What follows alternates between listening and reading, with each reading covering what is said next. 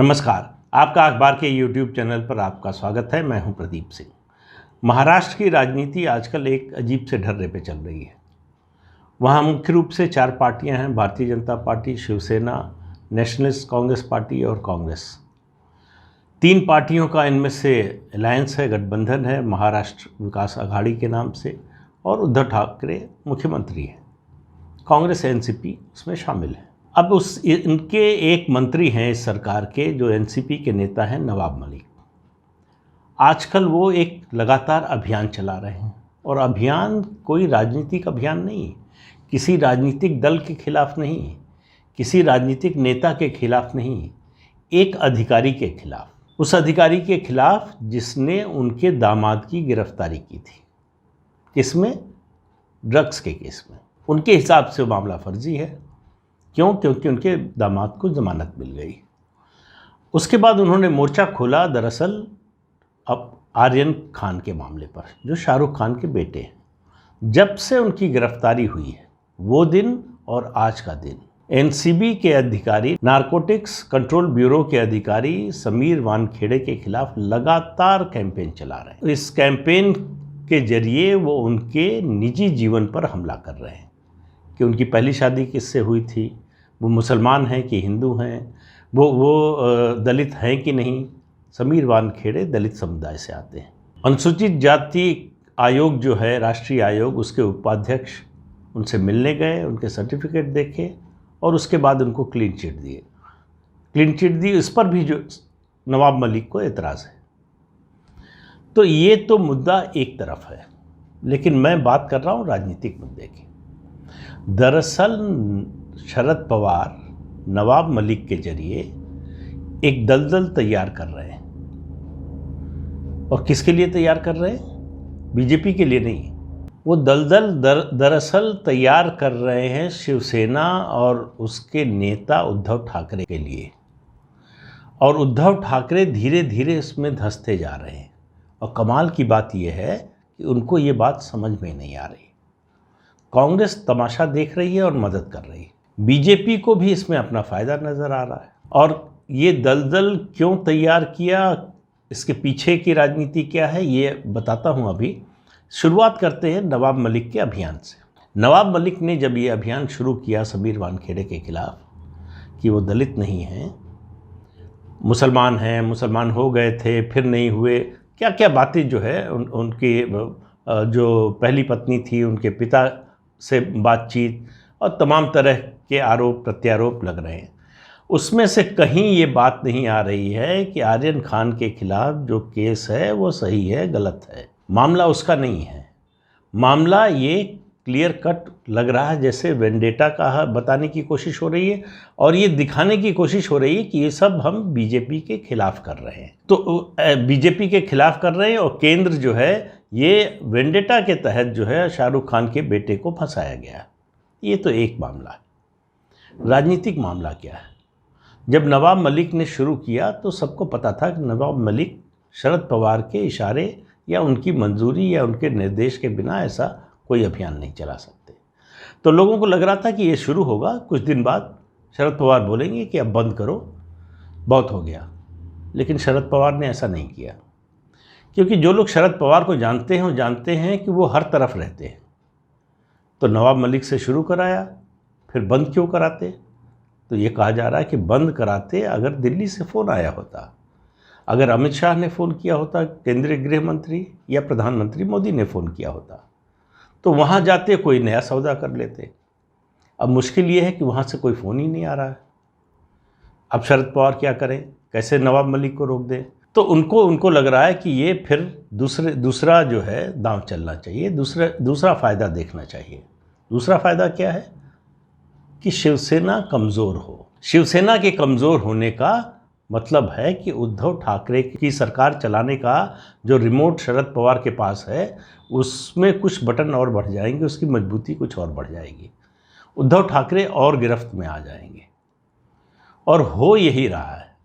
कांग्रेस को लग रहा है कि नवाब मलिक के अभियान से हमारा मुस्लिम वोटर कंसोलिडेट हो रहा है। नवाब मलिक का मकसद भी जो है, ये दोनों मकसद हैं। एक मुस्लिम वोटर कि अपने मुस्लिम कॉन्स्टिट्यूंसी जो है उसको मजबूत करो, बिना ये सोचे कि इसका इम्पैक्ट जो हिंदू कॉन्स्टिट्यूंसी है, जो हिंदू मतदाता है, उस पर क्या होगा। अब शिवसेना के लिए क्या मुश्किल है, समीर वानखेड़े, ये जो वानखेड़े सरनेम है, ये सबसे बड़ी मुसीबत है शिवसेना के लिए। किस तरह से, वानखेड़े जो है वो हिंदू हैं या मुसलमान हैं, इससे फ़र्क नहीं पड़ता। अगर वो मुसलमान भी हैं मान लीजिए, तो ये कोंकणी मुसलमान होते हैं। शिवसेना के लोगों का मानना है कि ये कोंकण के हिंदू थे जो काफ़ी समय पहले जो है वो कन्वर्ट हो गए, मुसलमान बन गए। तो उनको शिवसेना अपना ही हिस्सा मानती है। कोंकण का इलाका जो है, कोंकण और मुंबई, मैं पहले भी आपको बता चुका हूँ, शिवसेना के लिए जो है वो बिल्कुल एकदम जैसे मंदिर का गर्भगृह होता है, सैंक्टम सैंक्टोरम होता है, उस तरह का है। वहाँ नुकसान यानी शिवसेना की जड़ पर हमला। तो समीर वानखेड़े के खिलाफ ये अभियान शिवसेना की जड़ पर हमला है। तो अब आप कहेंगे कि अगर जड़ पर हमला है तो उद्धव ठाकरे क्यों चुप हैं, शिवसेना के लोग क्यों चुप हैं, क्यों नहीं जवाब दे रहे हैं, क्यों नहीं रुकवा रहे हैं।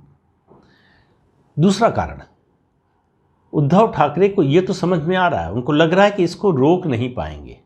रोकने की कोशिश का मतलब होगा सरकार को खतरे में डालना। उनको लग रहा है कि जब तक ये अभियान चलता रहेगा तब तक उनकी सरकार को कोई खतरा नहीं, क्योंकि जो अभियान चलाने वाले हैं वो इस सरकार को खतरे में डालकर ये अभियान नहीं चलाएंगे और चला भी नहीं पाएंगे।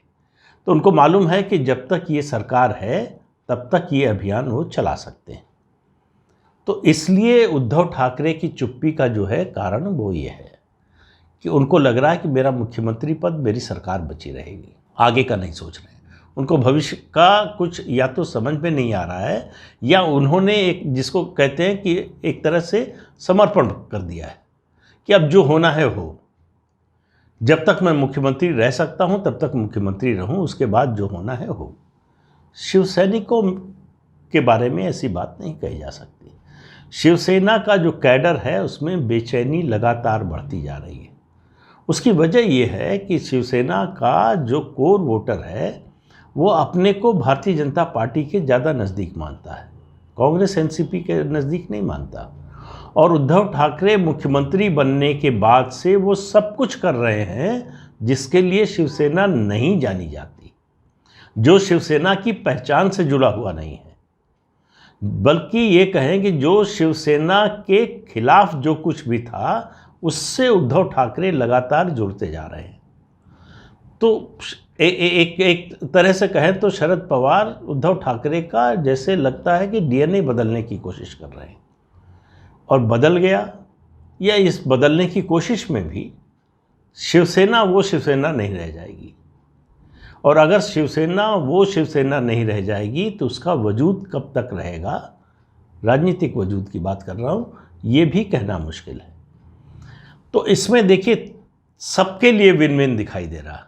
कांग्रेस को लग रहा है कि बड़ा अच्छा है, ये लड़ाई चलती रहे, हमारा तो फ़ायदा, हमारा कोई नुकसान तो है नहीं, हम इसलिए कांग्रेस चुप है, बोल नहीं रही है, लेकिन समर्थन कर रही है पीछे से। एनसीपी को लग रहा है कि अगर शिवसेना कमज़ोर होती है, मुसलमानों की सहानुभूति हमें मिलती है तो हमारा फ़ायदा है। फिर हमला बीजेपी पर करते हैं तो उसका फ़ायदा है, जो एंटी बीजेपी वोट है उसको कंसोलिडेट करने और अपने पक्ष में जोड़ने का हमारे लिए मौका है।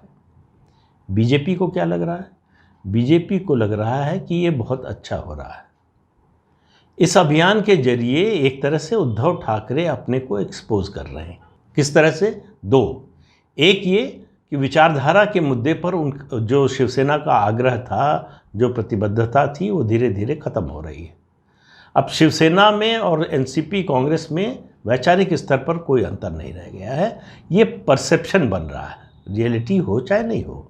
दूसरी बात, उद्धव ठाकरे इस सारे घटनाक्रम में, सारे अभियान में एक कमज़ोर नेता की तरह उभर कर आ रहे हैं। उनकी जो छवि बन रही है कि उनकी सरकार पर उनका कोई नियंत्रण नहीं, वो कोई भी फैसला स्वतंत्र रूप से लेने में सक्षम नहीं है।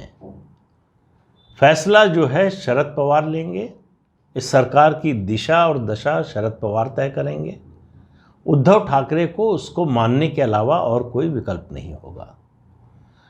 तो उद्धव ठाकरे अब चारों तरफ से घिरे हुए हैं। उनको मालूम है कि यहाँ से निकलकर बीजेपी के साथ जाने का रास्ता बंद हो चुका है। अब उनकी और बीजेपी की दोबारा दोस्ती नहीं हो सकती। बीजेपी को उनकी ज़रूरत नहीं है, बल्कि बीजेपी के फ़ायदे में है कि उद्धव ठाकरे जितने दिन इस गठबंधन के साथ बने रहें उतना बीजेपी का फ़ायदा है। क्योंकि एक समय आने वाला है जब शिवसेना में भगदड़ मचेगी और शिवसैनिक बीजेपी की ओर भागेंगे। बीजेपी उस समय का इंतज़ार कर रही है। उसका पहला ट्रेलर मैंने पहले भी एक बार बताया था, वो आपको मुंबई महानगर पालिका के चुनाव में आपको दिखाई देगा। और वो चुनाव जो है बहुत दूर नहीं है, फरवरी में होना है।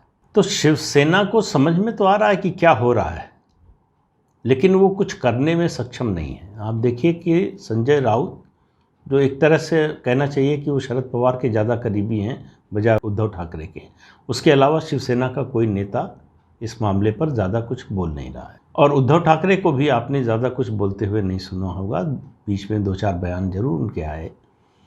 लेकिन बात ये है कि जिस तरह से ये शिकंजा कस रहा है, ये जो दलदल तैयार किया है शरद पवार और ने नवाब मलिक के जरिए, उसमें उद्धव ठाकरे और शिवसेना धंसती जा रही है। उससे निकलने का, उससे बचने का कोई रास्ता नहीं है। अगर उद्धव ठाकरे ने एक बैक चैनल या किसी तरह का चैनल खोलकर बीजेपी से रखा होता, इतनी दूर न गए होते, तो वो बीजेपी से बचाने की उम्मीद कर सकते थे। लेकिन ऐसा नहीं होने वाला है। तो उद्धव ठाकरे तो फंसे ही हुए हैं। दरअसल मुश्किल में शरद पवार भी है। शरद पवार को ये समझ में नहीं आ रहा है कि उनके पास दिल्ली से फ़ोन क्यों नहीं आ रहा है। ऐसे मौक़ों का शरद पवार को बहुत इंतज़ार रहता है। ये सौदेबाजी के सबसे अच्छे मौके होते हैं। तो शरद पवार के पास फ़ोन नहीं आ रहा है तो नवाब मलिक रुक नहीं रहे हैं। नवाब मलिक रुकेंगे नहीं तो ये मामला जो है और नए रूप जो है धारण करता जाएगा। सवाल ये है कि समीर वानखेड़े अगर मुसलमान हैं तब भी उन पर हमला कैसे फ़ायदा पहुंचाएगा शिवसेना को?